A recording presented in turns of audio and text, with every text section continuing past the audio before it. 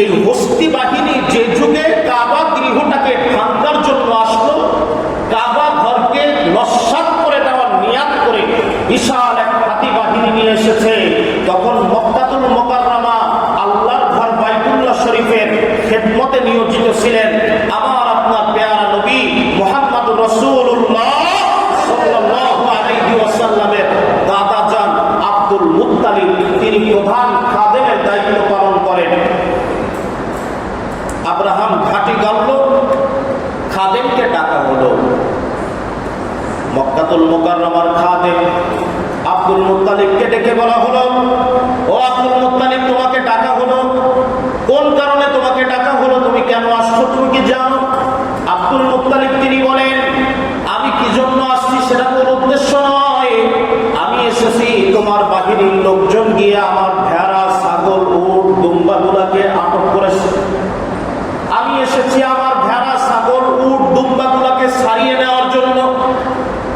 Abraham চিৎকার করে বলে, ও আব্দুল মুত্তালিব, নিশ্চালক মানুষ বুঝো না, আমরা ওই ঘরটাকে ভাঙার জন্য ইয়ামেন থেকে সফর করে এসেছি বিশাল হস্তি বাহিনী নিয়ে। তোমার মধ্যে কি ভয় কাজ করে না? আব্দুল মুত্তালিব তিনি নির্বিঘ্নে বললেন, আমি উট, দুম্বা, ছাগল, মহিষ, ভেড়া, বকরি এগুলো চড়াই, ওগুলো ফেরত দাও। ওই ঘরের মালিক আমি নই, ওই ঘরের মালিক যিনি, ওই ঘরকে রক্ষা করবেন তিনি।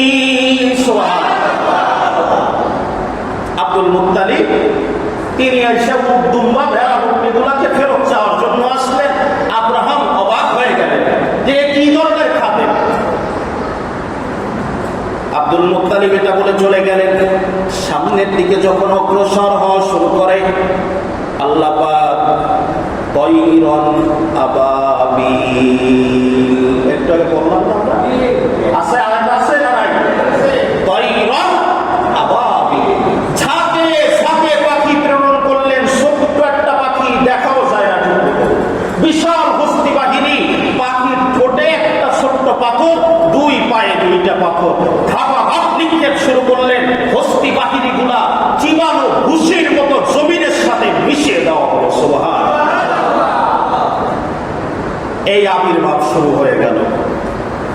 আল্লাহর হাবিব সাল্লাল্লাহু আলাইহি ওয়াসাল্লাম তিনি ধরাধামে আগমন করলেন, মা আমেনার গৃহে জন্ম নিলেন।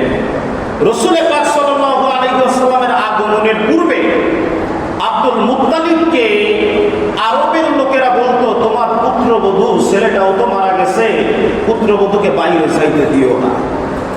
গ্রামের লোকজন দেখবেন মহিলারা একটু বাইরে চলাচল করলে বলেন, কিভাবে মুরব্বীরা, তোমার বউরা একটু সামলাই টামলাই রাখো, ঘরের বাইরে যাইতে দিও না, বিভিন্ন পরামর্শ দেয়।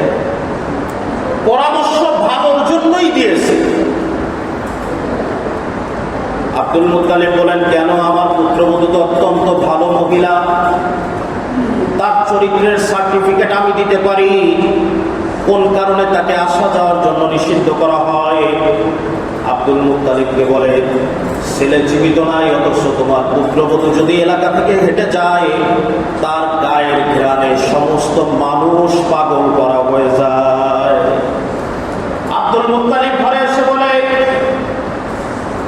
তুমি কেন স্বামী হারা স্ত্রী হয়ে গায়ে পারফিউম, ঘেরান জাতীয় বিষয় তুমি ইউজ করো? এটা কেন? দরকারটা কি?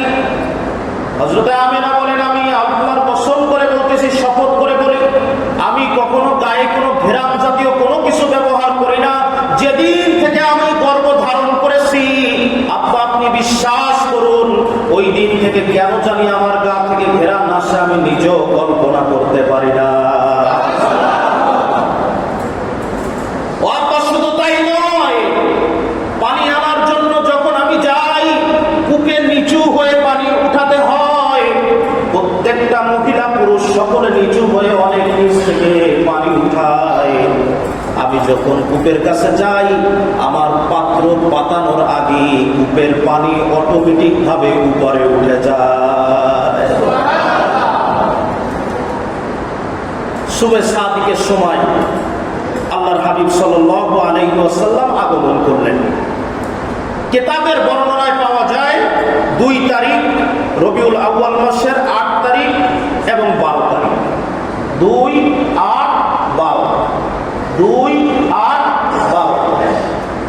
তবে জমহুর উলামায়ে কেরামদের মতে আল্লাহর হাবিব হয়তো 8 কিংবা 12 রবিউল আউয়াল তিনি ধরাধামে আগমন করেছেন। রবিউল আউয়াল মাসেই দুনিয়ার বুকে আগমন করেছেন, আবার রবিউল আউয়াল মাসেই আল্লাহর হাবিব দুনিয়া থেকে বিদায় নিয়েছেন। কথা বুঝেন নাই বলা?